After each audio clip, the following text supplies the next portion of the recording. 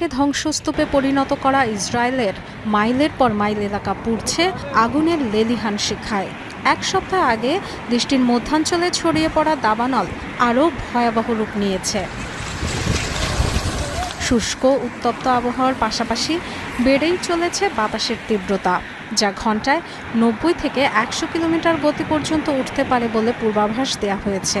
তাই ব্যাপকতা বাড়ছে দাবানলের। প্রবল দাপটে ছড়িয়ে পড়ছে বিস্তীর্ণ এলাকায়।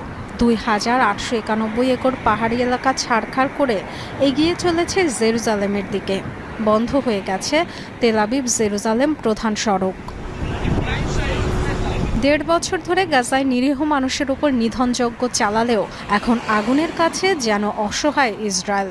1.5 শতাধিক টিম নিয়েও দাবানল নিয়ন্ত্রণে দিশেহারা পরিস্থিতিতে বিশ্বের অন্যতম সামরিক শক্তিধর দেশটি সহায়তা চেয়েছে আন্তর্জাতিক মহলের।